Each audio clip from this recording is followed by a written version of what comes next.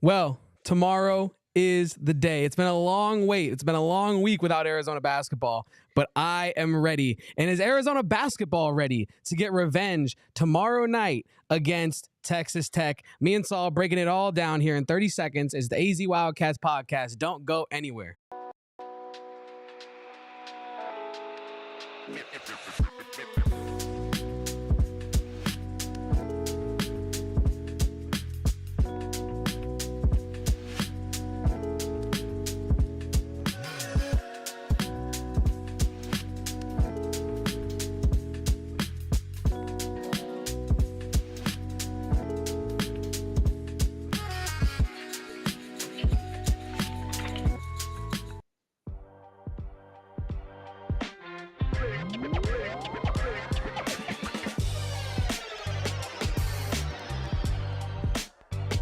What is up, everybody? You hear the music. You know what that means. It's the AZ Wildcats Podcast coming to you live on a Friday. I know I'm excited for this episode, Saul. I know Saul's also excited because we got Texas Tech coming to Tucson tomorrow night, Saul, and it is a big, big game. Corey Williams said it last night on McHale Madness that this is Final Four quality, Elite Eight quality. I don't know, but we're going to break it all down, Saul. How are you feeling on this fine Friday? I know you were up early ranting about your Phoenix Suns, so let me know. Are you okay? Do I need to have a safe space? Are we good? We're good, man. We're good. I got it all out this morning. You know, there's a lot of stuff to be said, and it's all done now. I've moved on. I love that. I moved on to bigger and better things, quite literally, in the University of Arizona Wildcats basketball team, who is performing much, much better.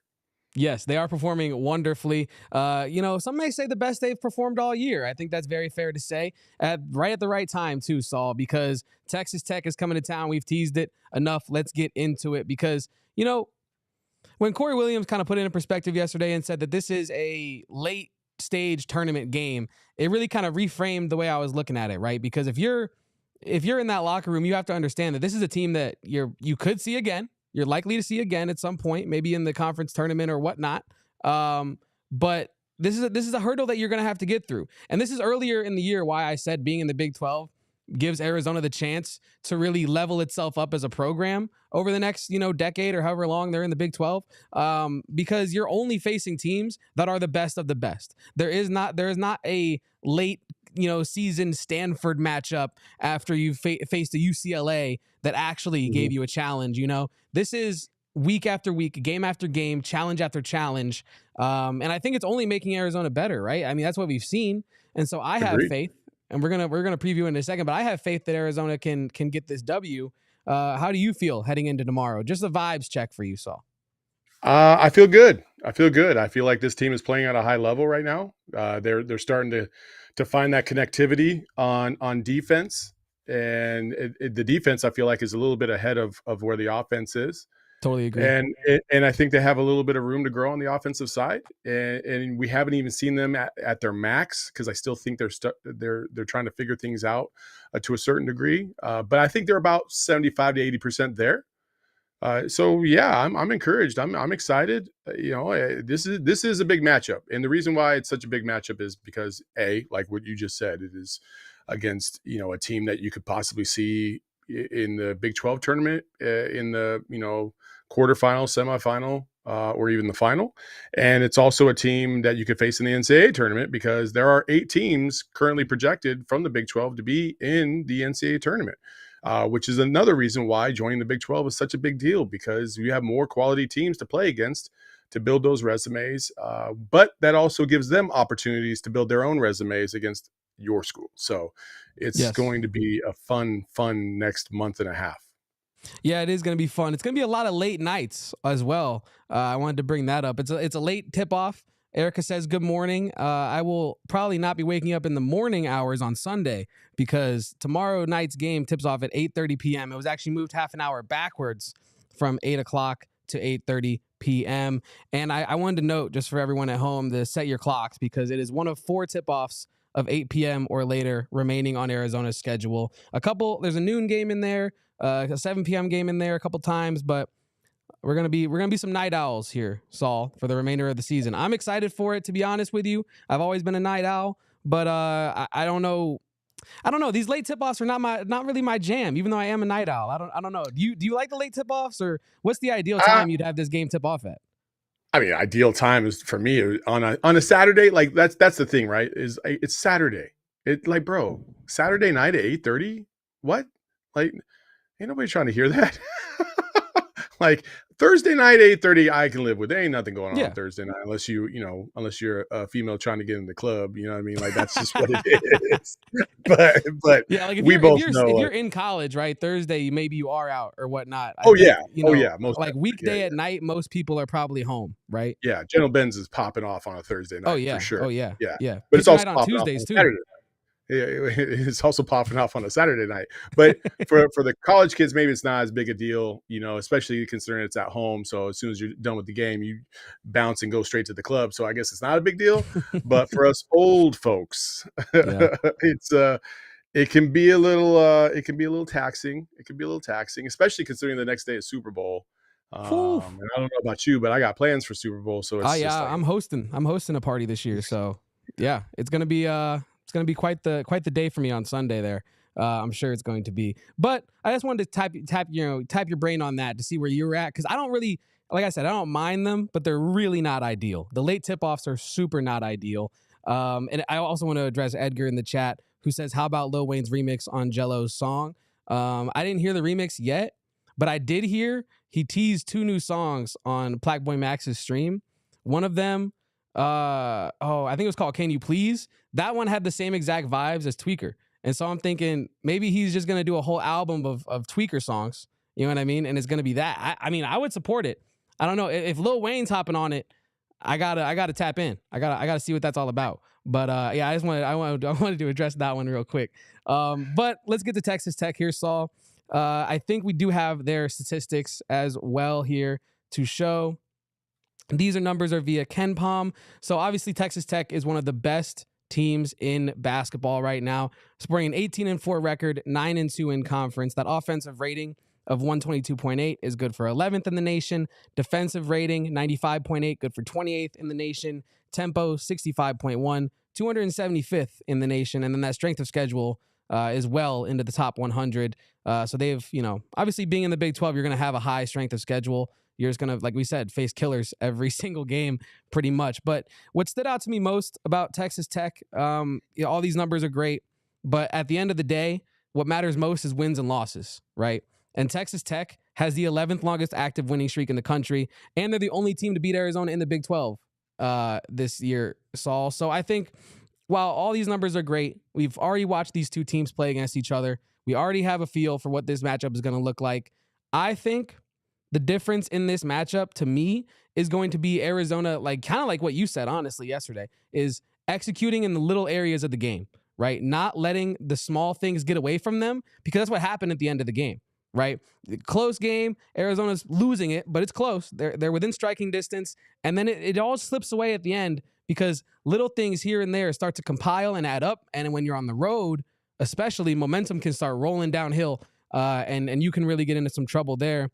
I also want to say that Texas Tech, after their last game, I believe was against Baylor, they have now made 10 or more three-pointers in 13 games this season. They can shoot the hell out of the ball. Chance McMillian, his shot creation, and I'll let you cook here in a second, but I really wanted to mention this. His shot creation has been unbelievable. Like in the late stretches of these games, I think it was against Houston. Yeah, Saturday, February 1st against Houston in that OT game where they won by a singular point.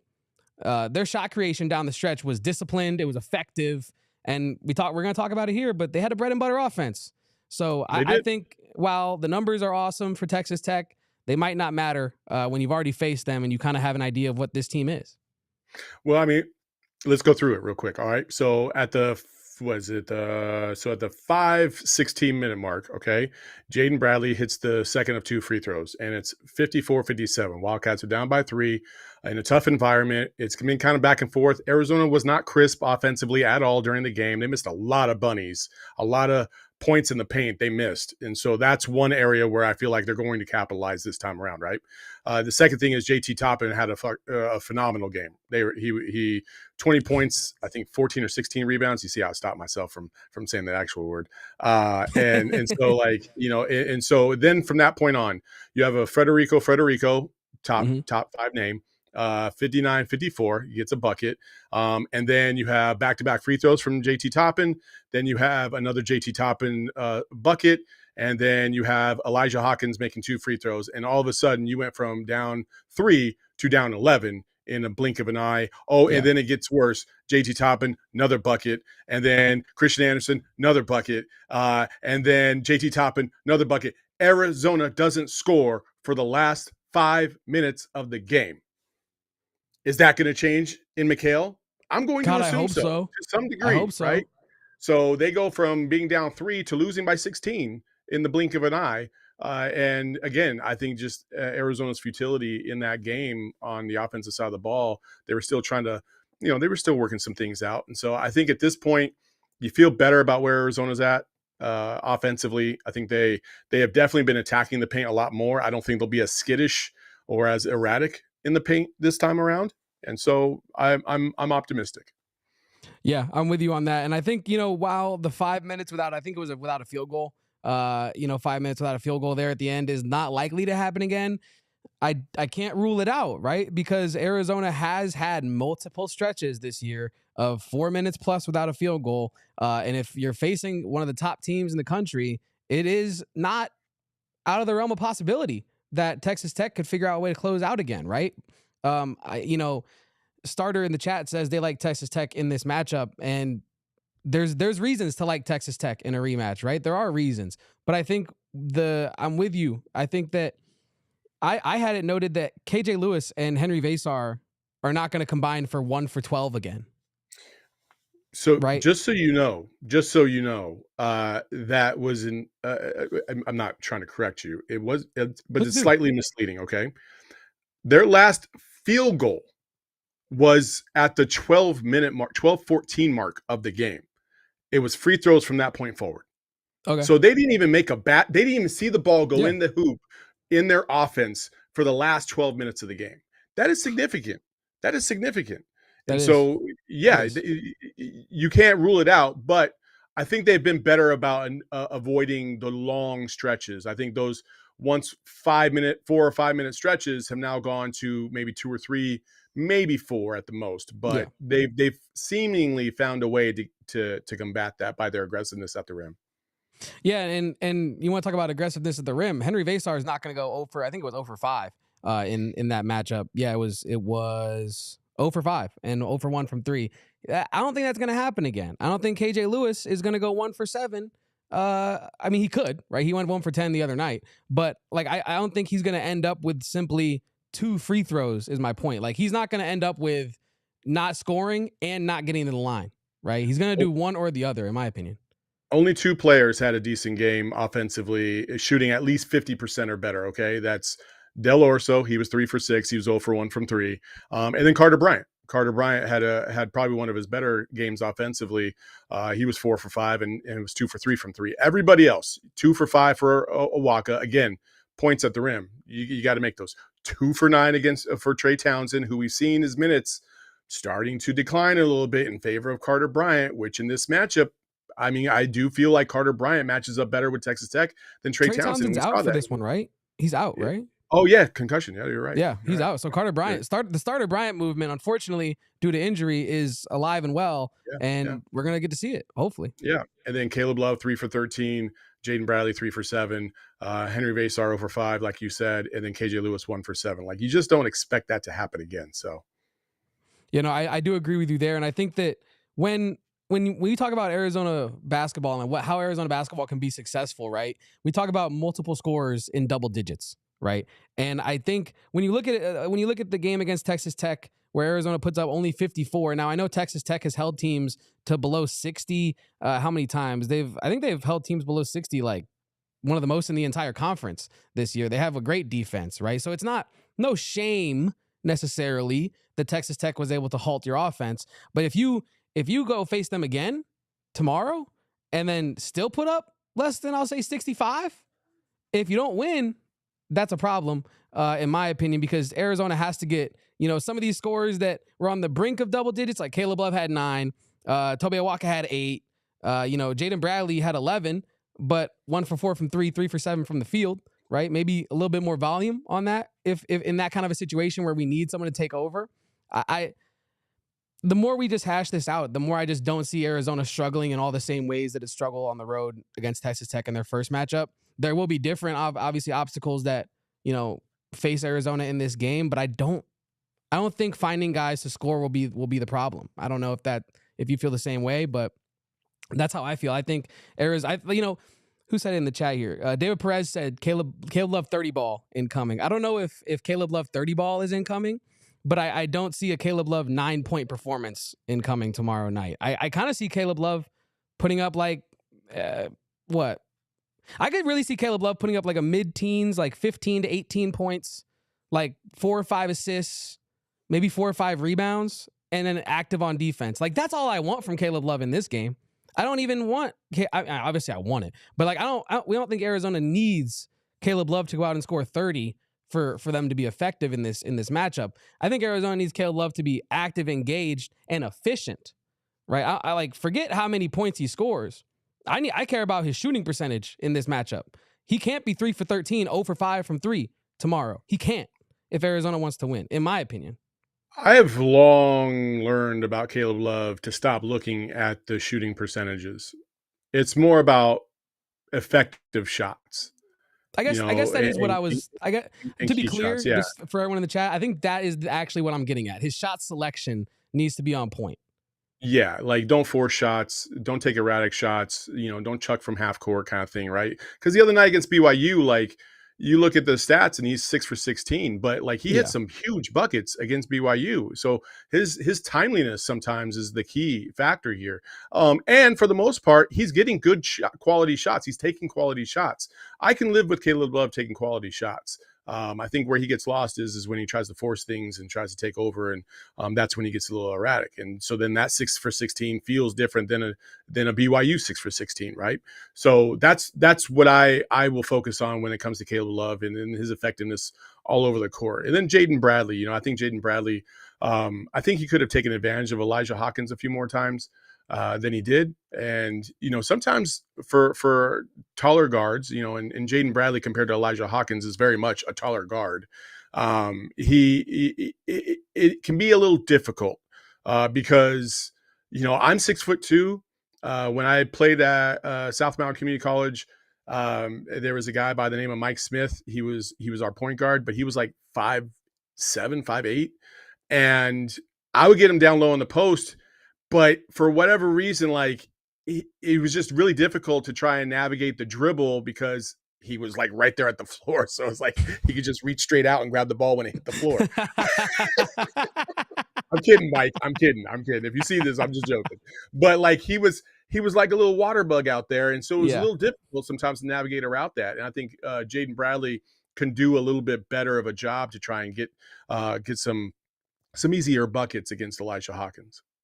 Yeah, and you know what else I do want to mention here? I think when we talk about shot selection for Arizona, I think it's extra important against a team like Texas Tech, who is so good at shooting the ball. Like Texas Tech is an efficient team, right? So if you are going to have inefficient shots on one end against a team that is so efficient on the other end, it's going to double down the mistakes you're making on the offensive side of the ball, right? Just to back this up, Texas Tech currently leads the Big 12 in shooting percent from the field with 48.3 and with an 81.8% win percentage. So they're just efficient and effective, right? This is a team that has its scheme and is working within its scheme, and it's working.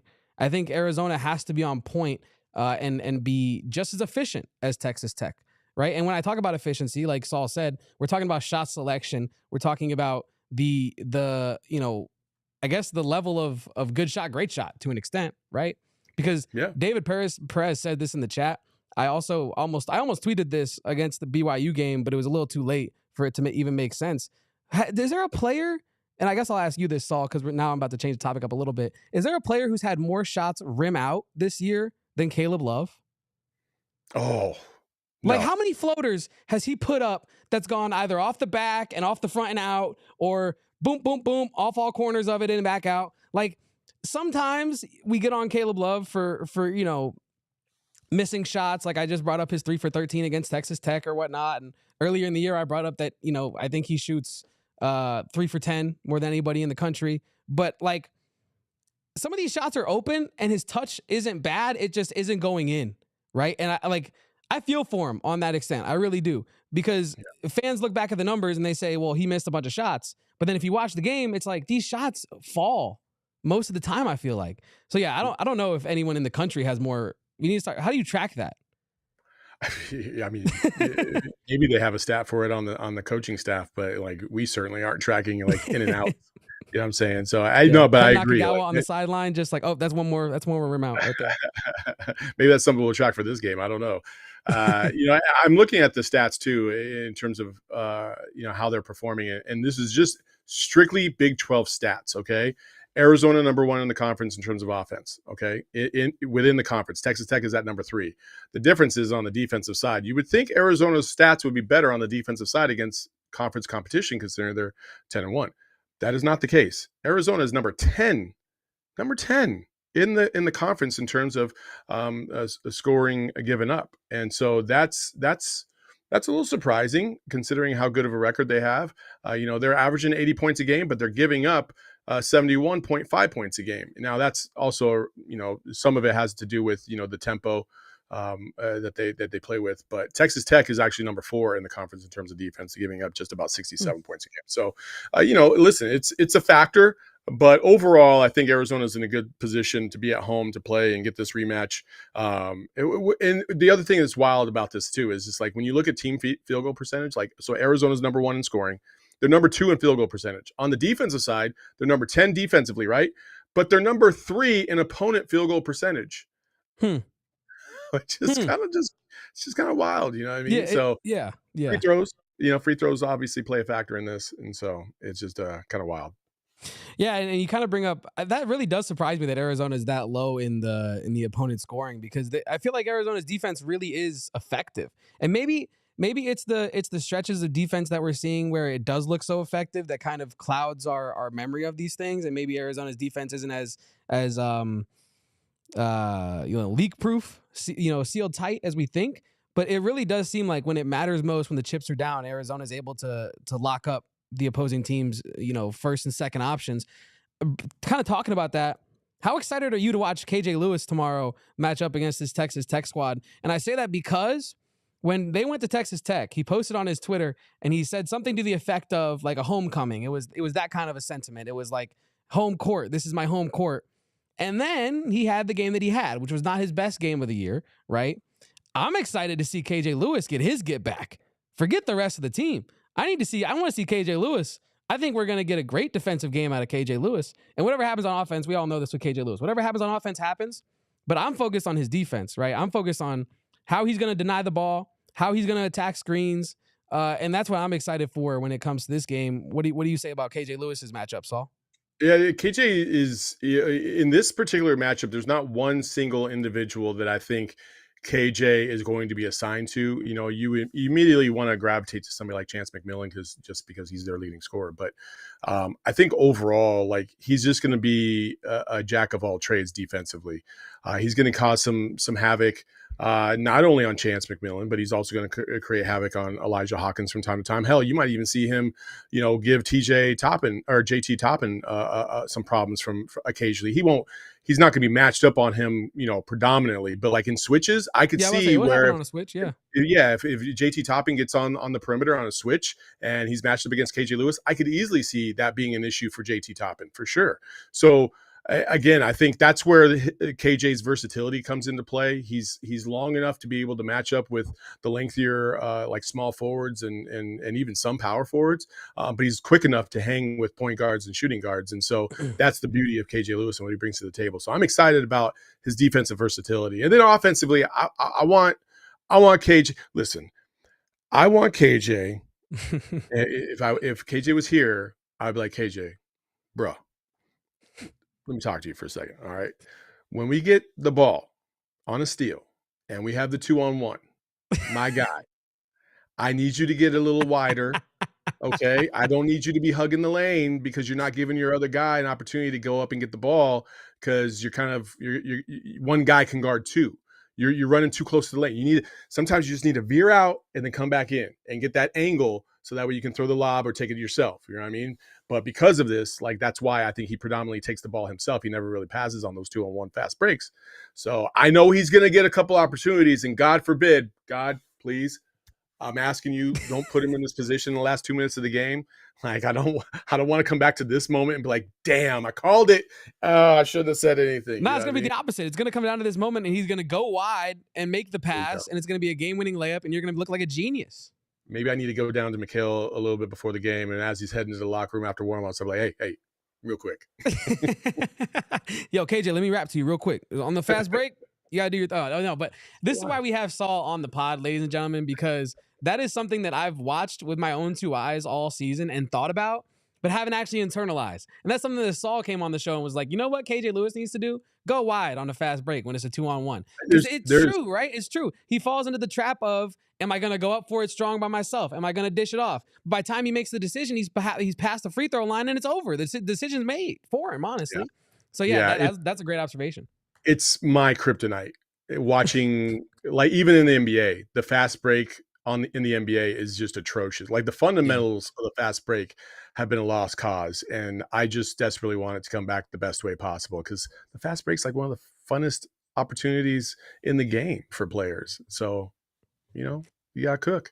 It really is, and you do have to cook. And speaking of cook, I want to talk about one of our fine sponsors on the AZ Wildcats podcast. So don't go anywhere. We'll be right back.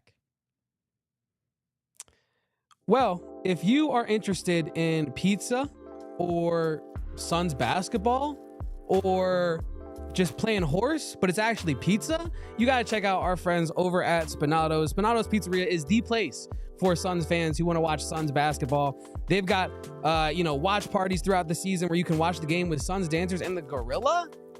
The gorilla, people, the one that does the crazy dunks at halftime. You get to watch a basketball game with them. Stop by for your chance at winning free Suns tickets, gift certificates, and more exciting prizes. And if you have a decent jump shot, like I said, you can enter their little horse competition, but they actually play pizza because they want to be on brand at Spinato's. And I like that about Spinato's. They don't spell horse, they spell pizza. And you can win free pizza for a year, an entire calendar year, and tickets to a Suns game on April 9th. So what's better than free tickets and free pizza?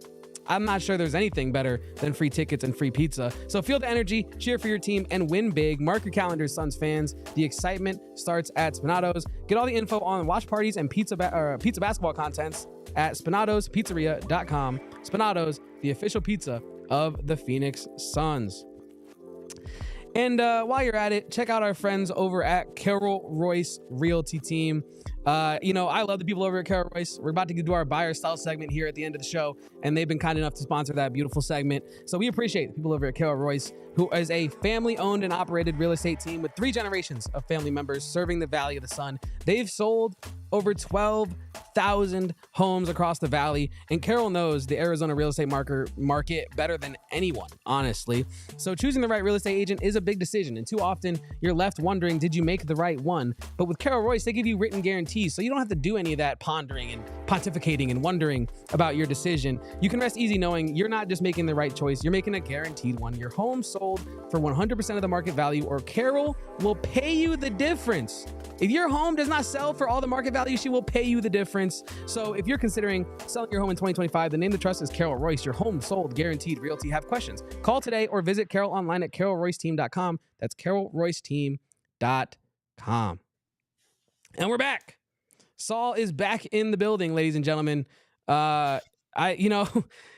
are going to talk a little bit about some matchups here for Arizona versus Texas Tech. But I do want to start by asking you, Saul, it's just on my mind. I don't know where it came from, but what are your plans for the Super Bowl? I didn't ask you off top. You referenced them. You did say, oh, I'm doing something. I got some things going on for the Super Bowl. What are you doing for the Super Bowl? I was just gonna kick it at the crib, but I think we have some friends down the street that are doing something. So I think I'm just gonna go down the street, walk down in my slippers, and just hang. OG style. I love that. I love My, that. I my love house, that. my house shoes. Yeah. Yeah, I will be hosting a little function, so everyone in the chat, slide to my place for the Super Bowl. The invite is in the mail. You will get it when you get it. Hopefully it's there by Sunday, right? But no, I do want to check out everyone in the chat. Shout out to Edgar, David, my mom June, Dennis, who says Saul, your set is fire. We appreciate you. TMB, Tyler McDowell Blanken, we appreciate you as well. I love hanging out with my guy Saul. Damon's down there for the Super Bowl. He's big timing us right now. So, we had to just kick it, me and Saul. And yeah, Erica, wish Erica could be here. I don't know where Erica at, but we got to get Erica back on the show. Erica should be here for post game tomorrow. So get your Erica fix tomorrow for the post game, ladies and gentlemen. But if you are in the chat, leave a like, subscribe to the channel. We do great content over here. I'll be dropping another preview probably tomorrow morning for the Texas Tech game, so everyone can get their information on the game that is going to happen tomorrow night. And let's talk about that game a little bit more. Saul, you talked about KJ Lewis's defensive versatility, right? How you don't think he's going to be matched up on any one person, and I do agree with you with that sentiment. Can you give me one player that you are excited to watch in this game and one specific matchup maybe that you think fans should really pay attention to? Ooh, actually, yeah. I'm going to go JT Toppin versus Carter Bryant / Tobe Awaka. Yes. I think Carter, Trey's not playing. So Carter, I'm going to assume is going to get the start, hopefully. Or maybe it's going to be Veesaar. I don't know. We'll find out, I guess. But if Carter's starting this game, wow. I'm saying. So if Carter gets the start, first, my boy's going to be jacked up because he's in the starting lineup. And adrenaline dump. Oh yeah. So the first 5 minutes, Carter, all I need you to do is just breathe. Okay. Don't go crazy. Don't hack a shack. Okay. Just breathe. Let the game come to you. Find your opportunities and your moments. Take advantage of them and play within yourself. Yes. Because I think Carter Bryant matches up better just about against everybody on that roster except for Federico, just because of the height difference there. But and the name the name is just intimidating. How are you going to match up with Federico? Come on now. Yeah, for sure. And then obviously starter 179 has just brought up McMillian versus Love. Yes, that's another great matchup. This is just going to be a fun game, and I think the first game it felt very it felt like a chore, right? Like a slog. It just felt like we were running in quicksand and we just could not find our footing. And same thing with Texas Tech, to be honest. They were not playing lights out either until that last stretch of 5 minutes. So I think this game's gonna be a little bit different. I think it's gonna be more up and down, less resistance, and a little bit more fluid of a game. So I'm very much excited for that. Yeah, I am as well. And I think you bring up a good point that, pre-show I was kind of trying to think of matchups that I wanted to watch and individuals that I wanted to pay more attention to than other individuals. But you're right. I think this is just one of those matchups that I need to just lay back and enjoy the game that is going to happen in front of me, right? Because these are two of the best teams, not only in the conference, but in the country. And so I think that when you're talking about two of the best teams in the country, yes, sometimes you can talk about like a little two-man game here and there or who matches up well with their best player. But with two teams as well-rounded as Texas Tech and Arizona, as versatile defensively as those two teams as well, you're going to have a lot of switching. You're going to have a lot of matchups that are mismatches or things that, you might look at home and be like, how is KJ Lewis on JT Toppin right now? Well, that's because KJ Lewis can D him up. He can do his thing down there. And so, yeah, I'm excited for the matchup as a whole. I did want to talk a little bit about Chance McMillian because I'm terrified of his shot making, Saul. I'm terrified. I'm not like terrified to the point where I'm going to pick Texas Tech, but I do think it's like at a level to where I'm interested to see what Arizona's guards can do in a rematch against shot makers like Chance McMillian and facilitators like Elijah Hawkins, who I think he's leading the conference in assists, but he has 6+ assists on average per game, and you don't just see that on every roster, right? That is elite facilitation right there in college, and yeah, I'm excited to see what kind of defense Arizona throws at those two guards to make them get off of their game, to slow down their sets. I'm excited to see that. Yeah, it's going to be one heck of a battle, and you're right. Elijah Hawkins does lead the league in assists at 6.5 a game, 72 on the season. And yeah, Chance McMillian is a really good player, but he also has struggled from a little bit of consistency issues from time to time. Like he is not he can drop 30 on you easily, Yes. but he could also have 8. Like that has been it almost kind of similar to Caleb Love. I think that's why that matchup's kind of intriguing, because they can both be up and down. Now, I think Caleb Love's ceiling is a little bit higher than Chance, but they're both really good players, and they both are the go-to guys for their respective teams when things are kind of falling apart. Chance, listen, the last matchup against Arizona, Chance was okay. He wasn't a world beater in that game. He was okay. He was just all right. He was just all right. Like I actually don't even remember anything that he did in that game. Straight valid. up. No, that's valid. That's valid. I think I'm really being like whisked away by the recency bias of his performance against Houston. Now, I'm not saying he was, some insane unstoppable force against Houston, but in the last, I guess it went to overtime. So I guess in like the last 8 or so minutes of that game, he was insane. Like he really executed at a high level. And I think when we're talking about these Big 12 teams, like you and I specifically have spoken about how Arizona's development has accelerated rapidly over the last month or so, right? Mm-hmm. And if we're going to talk about that, I think it's fair to bring up the idea that Chance McMillian might be looking to get more aggressive as the season goes on, especially maybe as he gets more comfortable with the roster that they're running out there this year. But I am confident that Arizona can slow him down. I'm just a little scared. Just a little scared. That's all. He had 14 against Arizona the last time out. But it was, 5 of 13 shooting, like I said, kind of Caleb Love-ish, what I'm saying? Like you get the good and the bad. I don't remember him making any big time shots or anything like that. It was just kind of like your normal run of the mill kind of game. But to your point, in the last 5 games, 17 at Cincinnati, 14 against Oklahoma State at home, and then 16 at home against TCU, and then 23 at Houston, like you had mentioned, and then at home against Baylor, he had 19. So, and that was just this past Tuesday. So, again, he's a good player, but he's not. Again, he's defensible. You can defend him if you have the right approach. But the thing about Texas Tech that makes Texas Tech so good is they don't just rely on one player. They can go pretty deep in terms of their bag, in terms of who they can rely on. And like I said, the last time that the Wildcats faced them, he was the second leading scorer, but JT Toppin had 20 coming off of an injury. And so he's absolutely a beast. And so that's the kind of stuff that you look at and you're like, okay, well, who's the reliable guy that you need to shut down? And they don't really have that guy. Like they're getting 3 guys averaging in double figures, but even the next 3 guys are close to double figures in 8, 9, and 9. So like that's 6 guys that are right there. You know what I'm saying? That's crazy. What? That really is crazy. Like if you can have like that, you're going to love this. I was watching the 30 for 30 on Phi Slamma Jamma the other night. And the depth on that team, right? Like everyone literally down to Benny Anders. Like that's an insane, all those guys could have been the guy anywhere else. Right. And I think like, I'm not trying to compare Texas Tech to Phi Slamma Jamma, but what I am trying to say is that it's rare, right? That you get that level of depth to where you can have guys that you have 6 guys on the precipice of averaging 10 plus. Like you're a hard to stop roster at that point. Cause we talk about Arizona. If Caleb Love can go crazy and do his thing, they're unstoppable. If Texas Tech's players, like it's kind of 2 sides of the same coin. And I'm excited to see this matchup because the more we hash it out, the more it seems like these 2 teams are brothers from another mother. You know what I mean?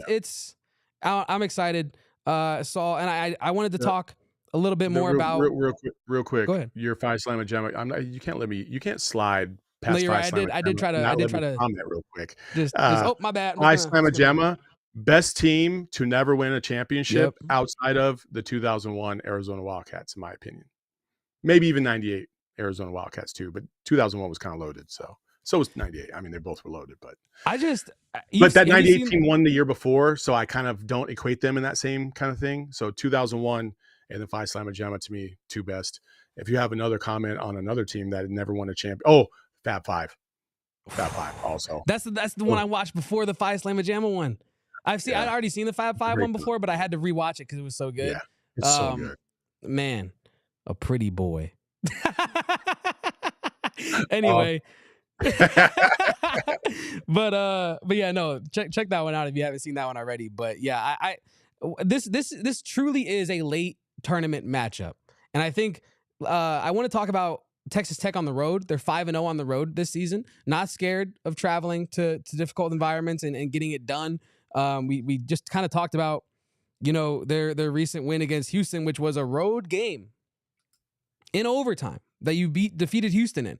Now, I think Houston might be, I want to be careful here because we play them sometime soon, but Houston might be not a paper tiger, but like a wax paper tiger. Oh my God, you guys in this BS. Oh my God. No, because listen, hear me out.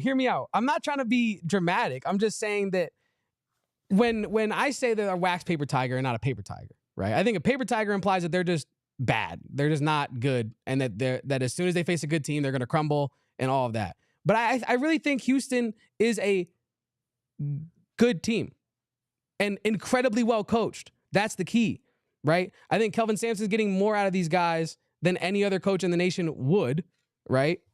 Mm-hmm. And I don't think that they're necessarily more talented than Arizona. I don't think they're necessarily more talented than Texas Tech even, right? And so I think when we're talking about who are the best teams in this conference, that's kind of where I get in the, starting to get in the weeds of like, okay, I think they're a paper tiger compared to the other top 3 teams, but the rest of the conference, they wax. They're one of the best teams in the country, right? But I don't think that there's some unstoppable force that Arizona needs to be completely terrified of and that they're undefeatable, because let's just say Arizona beats Texas Tech tomorrow. Let's do some quick, I call it MMA math because it's pretty much like, Saul fights Kyle, Saul beats Kyle, I also fought Kyle, Kyle beat me, that means Saul can beat me.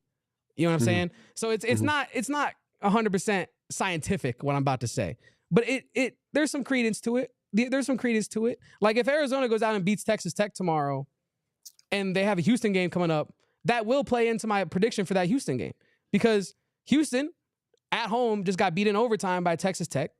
Arizona played Texas Tech close on the road, let it slip away late. I do acknowledge that, but the margin of victory was not representative of the game that happened. And so if Arizona beats Texas Tech, I feel confident saying Arizona can beat Houston, where before I was a little more cautious. You know what I'm saying? Yeah, I know what you're saying. I do not agree with it whatsoever, but I know what you're saying. Listen, do I think Arizona can beat Houston? Absolutely, I do. Yes. But they're not a paper tiger. They're not a wax paper tiger. Paper they're not mache? a foil tiger. No, none of that stuff. Like, again, this is the separation between the NBA and college basketball. In college basketball, stars don't necessarily win championships. Yep. Good teams do, right? Valid. And I saw it firsthand where you have a team in Arizona that had Pelle Larsson, that had Benedict Mathurin, why am Tubelis. I thinking? Why am I?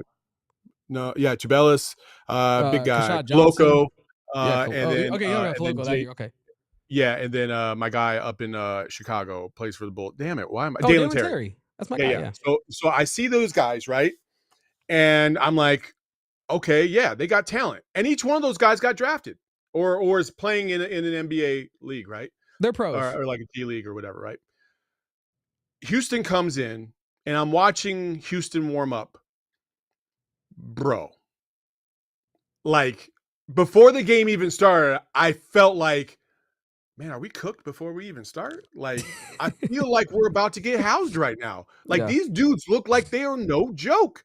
And sure enough, they came out and they beat the brakes off of Arizona in that Sweet 16.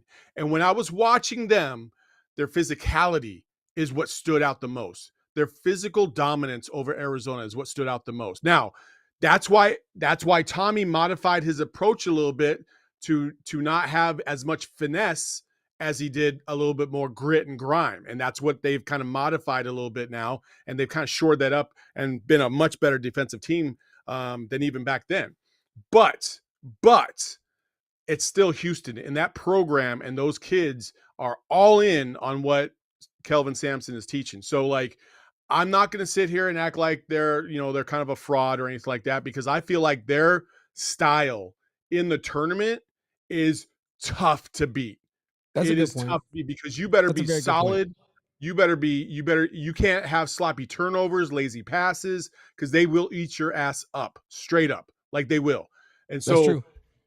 But Houston kind of suffers a little bit from what Arizona suffers from, where they don't have a reliable playmaker, surefire playmaker. They've got the lefty, who's to me is like one of the better power forwards in the country. He's probably their best player, who they can rely on. His name's talking about Emmanuel Sharp.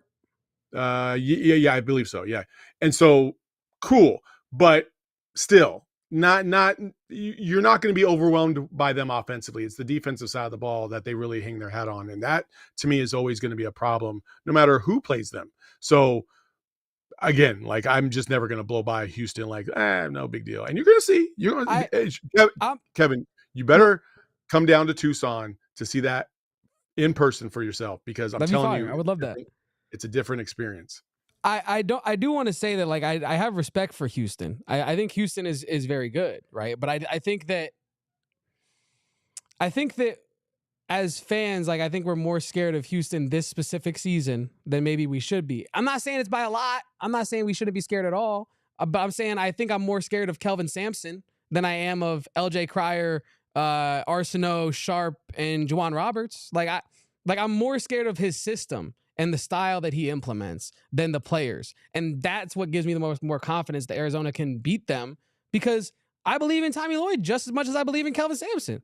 So I think that when it comes down to it, it's going to be, and we have Texas Tech on the docket. We're getting ahead of ourselves here. But when it comes down to it, I think Arizona is going to be the more, like, the talent is going to show through more in that game. Because Tommy Lloyd, I'm sure Tommy Lloyd wants to get Kelvin Sampson back. I'm sure he does. I'm sure he does. But yeah, let's get back on track to Texas Tech. We're gonna finish previewing that game with a little bit of buy or sell here in our final segment on the AZ Wildcats podcast today. My final solo segment this week without Damon Dog. We got Saul Bookman on, but yeah, let's talk a little bit more about our sponsors here on the AZ Wildcats podcast before we do our buy or sell.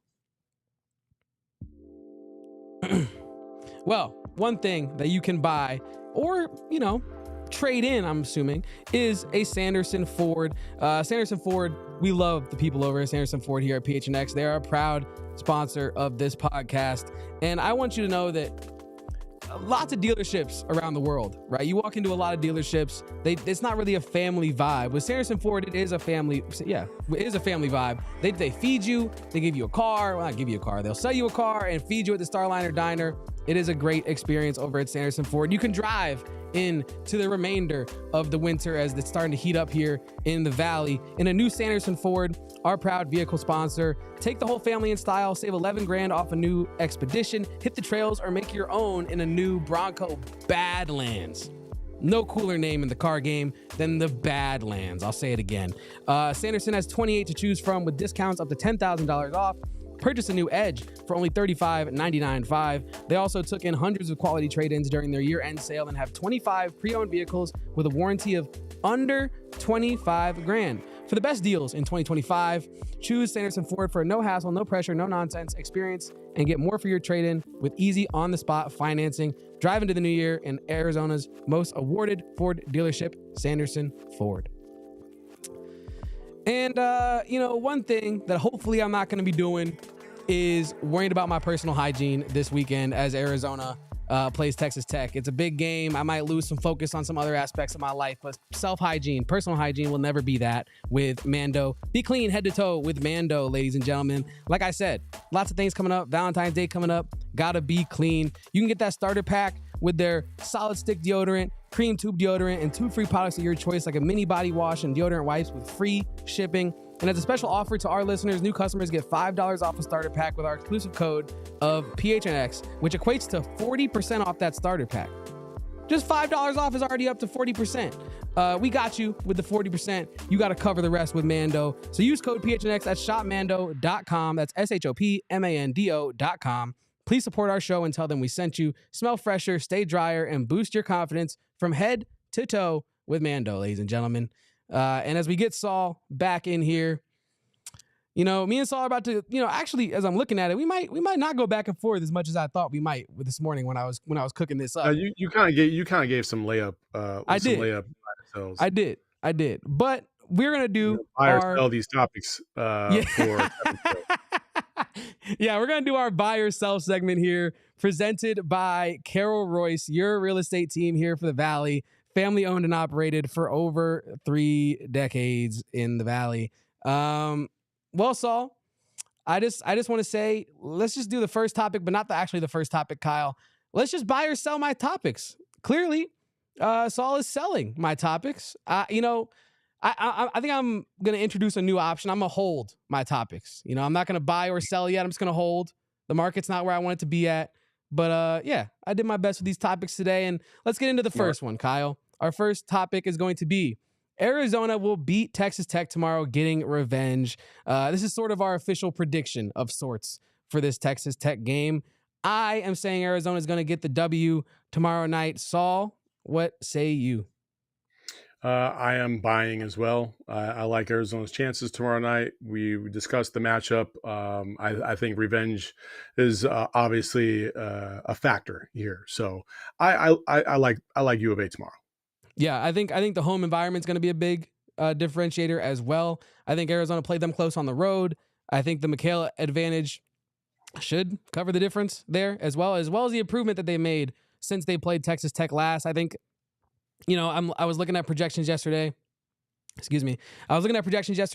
Arizona's narrowly favored by pretty much everybody, but it's not favored by a lot, folks. So don't get too carried away with that. But I do think that when you look at the numbers and the projections and just kind of the vibes of the overall game, I think Arizona stands a good chance to get the W here.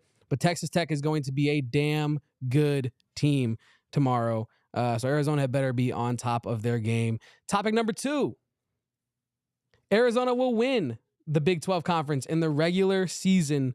I'm going to buy this mostly because I think at this point, if the way that I'm predicting these games goes the way that I'm predicting these games to go, Arizona beats Texas Tech. They beat Kansas State. That game against Houston, just do a coin flip. You know what I mean? But you're going to have to win that game against Houston to win the conference, right? That's how that you have to. There's no other way around it. You need the tiebreaker, right? With the last 3 games being Baylor, Iowa State, and Kansas, you have to win that game at home. You have to. Yeah, and so it kind of all comes down to that Houston game like we just discussed, but I think that they're able to defeat Baylor. The BYU game is going to be tough again as well. They should beat Utah. Iowa State, another kind of, it's a road game now. So now it's really challenging because you needed a 55-foot heave to compete and face overtime against them the first time. So it's going to be tough because then like you said, you finish out with Arizona State and Kansas. It will be tough, but I do think that Arizona will defeat Houston, pull out the upset there. And from there, you kind of control your own destiny. So I think that Arizona should win the Big 12 Conference based on the way I'm predicting it this season. Yeah, nothing is a layup. Nothing's easy. Even going to Kansas State, the OOD, for those of you who don't know, that's the Octagon of Doom is what they call it, because it's shaped like an octagon. That's a tough place to play. And that's a team that beat Iowa State by like 20 at Iowa State. You know what I mean? So there are no layups in this conference. Even BYU coming here or Utah coming here, you just never know. So I like Arizona's chances, especially if they can reel off these next 3. If they reel off these next 3, they're in the driver's seat by a mile, and they just got to make sure. I feel like they would have to win 1, if not 2, of those last 3 matchups of the year against those big time teams. But you got to love their chances. So I would buy as well. Yeah, because they like you said, they kind of control their own destiny right now to an extent. We're both going to buy. I also think regular season titles don't mean anything. I agree. I do. For a record, I do agree. It is a little cool. It is a little cool thing to look back and be like, well, they won the Big 12 last season. They were the best team in the regular season. But nobody remembers that. Yeah, exactly. They remember what happens directly after that in the tournament time. Mm-hmm. But question number 3. Or topic number 3 is going to be a football topic. Arizona football will finish better than 2-7 next season in conference. Pretty much just saying, do you think that Arizona is going to improve in conference play as they finished 2-7 last season? And there's no way that they don't improve, right, Saul? There's no way. The bar is the floor. The bar is almost literally the floor. Almost literally 0. 3 and 6 is better than 2 and 7. So you got to assume that they can at least do that. And so I'm actually a little bit more optimistic, but again, I was optimistic going into last season. So I'm definitely walking into this with a little bit of anxious optimism. I don't know what to expect. I don't know if these smaller school transfers are going to pan out. I know they beefed up quite a bit, which is good, but you need more than just beef on those lines to be able to play in the Big 12. So, but I feel like they're trending in a better direction, and they have a little bit more purpose behind what they're trying to do. And they're not getting caught with their pants down midway through after the first portal window's already been closed, right? That's what happened to us last year. So I think they were better positioned to take advantage of the portal this year than last year. So I will say buy. Yeah, and I'm going to buy this one too, but I'm also very cautious about this season as well, Saul. I'm a little less cautious than you, I think, as you know. I think I'm just a little bit more prone to just ready to be hurt. Just throw me in there. I'll be ready to get hurt again. I think Seth Doege is the key here. I think if Dage's offense translates the way that we think it will translate from Marshall to Arizona, the versatility of his play calling, he's not very rigid in his play calling, right? Everyone's calling it the air raid, but the run game was the dominant force for Marshall last year, right? Seth Doege takes what he has and tries to get the most out of it. That's what I'm gathering from this offseason, right? And I think that having an offensive coordinator like that, in contrast to last season, where the offensive coordinator, Dino Babers, when he came over from Syracuse fans are telling us literally good luck. And no one is telling us that with Seth Doege. All points indicate that Seth Doege will at least have a competent offense out there next season. And so for that reason, I think Arizona will improve in conference. Our next topic is going to be a disagreement. Arizona basketball still has another level to reach this season. Saul, you're selling. Why are you selling? As we broke down last night on McHale Madness about the areas that they need to improve, and Corey was talking about shooting, just shooting, number one, and then the other one was it's escaping my mind, but wasn't it? We're talking about, was shooting in the context of bread and butter offense, or was that bread and butter different? offense? That's right. Yeah. That's right. Bread and butter offense, right? And I don't know if they'll be able to reach another level. I think this level is adequate enough to get it done, assuming that defensively they're going to be solid. When you say get it done, just so people in the chat know, what do you mean get it done? To advance further than the Sweet 16. Okay. Yeah. Okay. I think they have Elite 8, Final Four level kind of defense that they're building towards. And I think it's constantly improving game after game. Offensively, I just feel like there's too many wild cards in terms of that variable. Caleb Love, the inconsistency is always going to be there. That's just who he is. So you don't know what to expect game after game. You saw last year in the tournament, he really struggled, as opposed to at the beginning of the season, he was just lights out. So you just don't know. And then, guys like Carter Bryant, you love his offense when the 3-point shot's as good as anybody on the team, in my opinion. It's just a real smooth looking shot. I love it. He's been pretty consistent with it. But again, you have those freshman tendencies and fouls and other issues that kind of get in the way. And that to me prevents, me feeling like it's a lock that, you can sell that. So, or that you can buy that. So I'm going to sell. My first inclination was to sell as well on this topic, but I think that there are still also, I didn't want to buy everything, so that's fair. No, that's fair. I think that there is still an avenue for Arizona to maybe not, when I say level up, I don't think maybe go from really good to all-time great, right? I think more so it's the offense.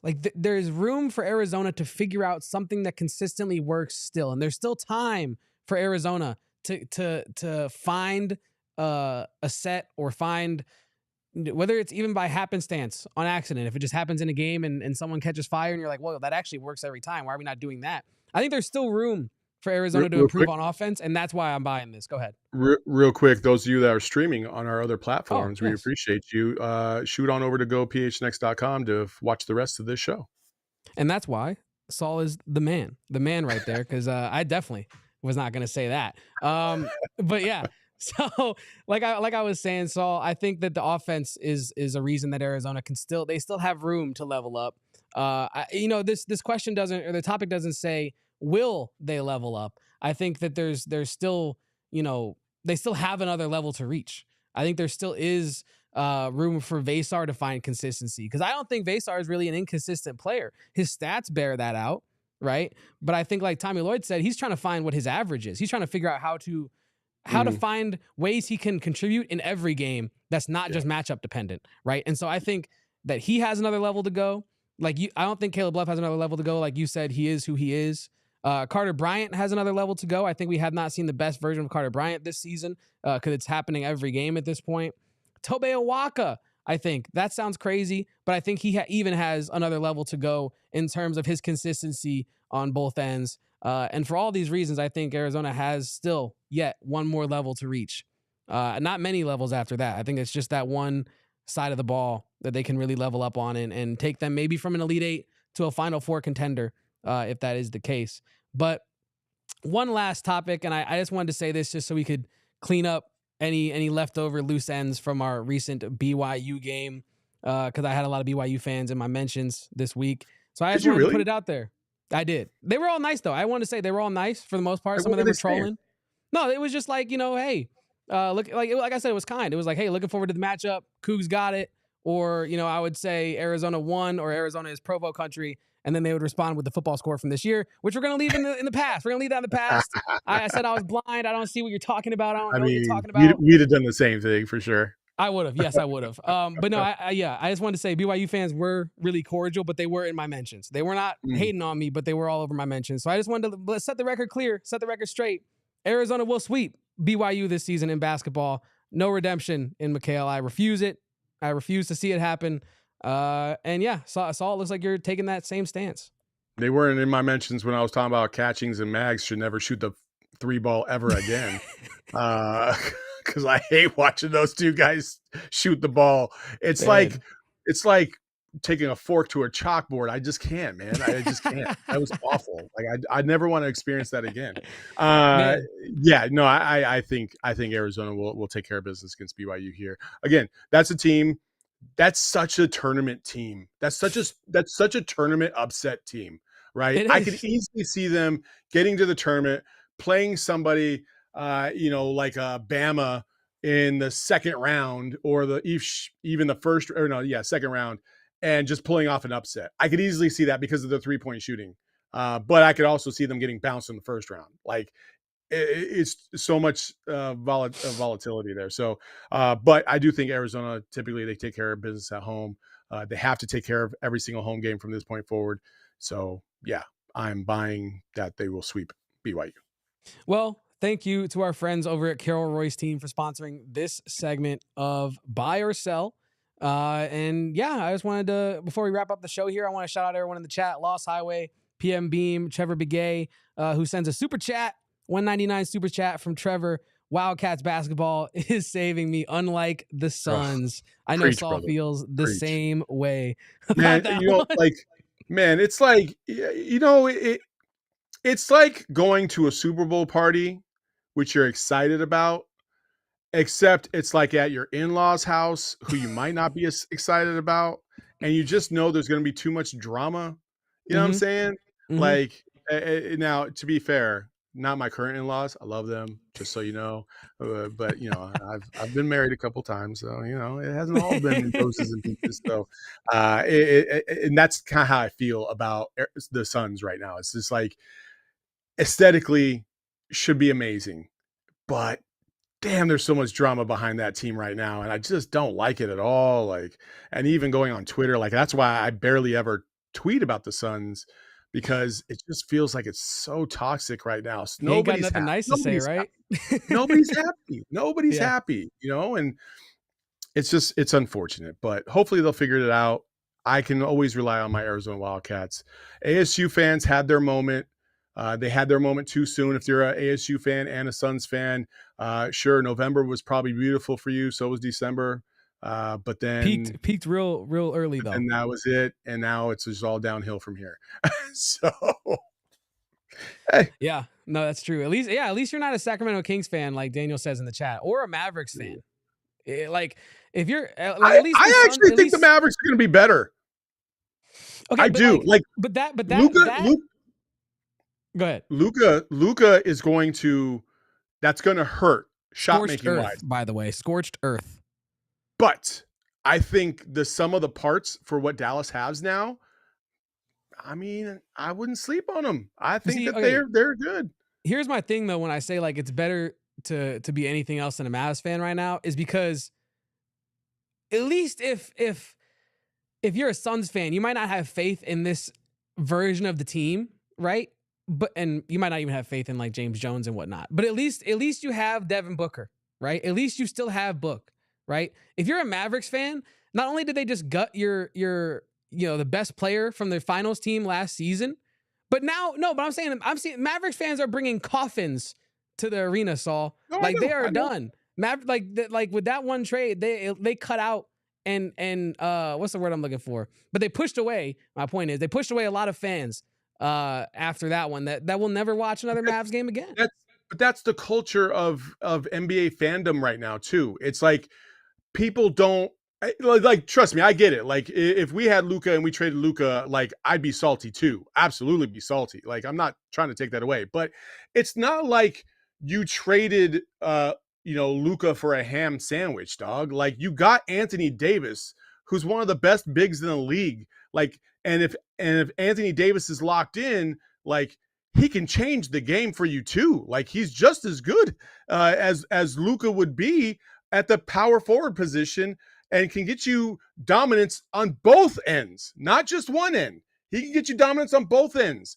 And if you look at Jason Kidd and his DNA, defense is a huge deal to the Dallas Mavericks. And Luka was basically a pigeon a lot of the times last year. You know what I mean? And yes, also honorary Wildcat, Luka Doncic. Watch your mouth. You're talking about Wildcat. And Luka was also out of shape. And Luka was also injured quite often. Like, so you watch him in those finals, you saw him wear down. Like, that's just a fact. So I could see how the sum of all of its parts could provide an avenue to get to a championship for the Dallas Mavericks is what I'm saying. Like, I don't think that they are out of the realm of possibility for a championship. In the same foot, like, yeah, the Lakers are better. The Lakers just got another star. But again, there's a lot of factors that go into that with Luka and to why he got traded. It wasn't just about on-court performance, because if it was just about on-court performance, he'd still be a Dallas Maverick. It was a lot more than that. So I don't think it's as egregious as everybody's making it. It was a huge trade. It was a surprising trade. You don't ever trade a superstar like that. That's just egregious. However, you went from like, you traded an A for a B plus, and you got some more assets around it. I think you traded, like, Luka is an A plus. Like, I know his defense is not, like, he's not a defense. Anthony Davis not an A then? No. Anthony Davis is exactly where you had him, at B plus, because he's always injured. He's 31, right? And Luka Doncic is 25, just carried a team to the finals, and is probably going to be a perennial MVP candidate. And you can't say the same thing about Anthony Davis. I'm not trying to say Anthony Davis is bad. Anthony Davis is really good. If you win a championship this year, what do you say if you're a Mavs fan? You still want Luka? Okay, if the Mavs were to win Let's a championship, play that exercise. Year, If they win a championship, if the Mavs were to win a championship this year, I think there are still a lot of fans that will be upset that they traded a 25-year-old all-time talent. You won, right? A champion. Isn't this the whole goal of this? But that's what I was going to say. Win a championship. There'd be a group of fans that are still upset that you lost your main chess piece, your magnum opus. You lost that. But right, if you do get a championship out of Anthony Davis, I think it lessens the blow, right? But if we're gonna play the if game, if LA goes and wins 3 of the next 7, or 3 of the next even 15 years, like it, you know what I mean? I think it's like it kind of. I'm about to go scorched earth real quick. If Man, please don't hate me, people. I don't want this to happen. I never want this to happen, but I'm just going to give you for shits and giggles. Hell yeah, they're not beating the Celtics, Daniel. That's right. If the Suns traded Devin Booker, oh God, I'm about to catch some hell. If the Suns traded Devin Booker, let's just say if the Suns traded Devin Booker for, let's just say, Donovan Mitchell, okay, his fan base would melt down. But if you ended up winning a championship, do you think I care? No. But like, no! It's I need a title, man. But they have to go win the championship now, though. You know what I mean? Like, well, yeah. And I think like, I think the problem with I would be with you if the Mavs weren't literally just in the finals because of Luka Doncic, right? If they were like Western Conference Finals, Luka has the worst series of his life. He's out of shape by 30 pounds in the playoffs.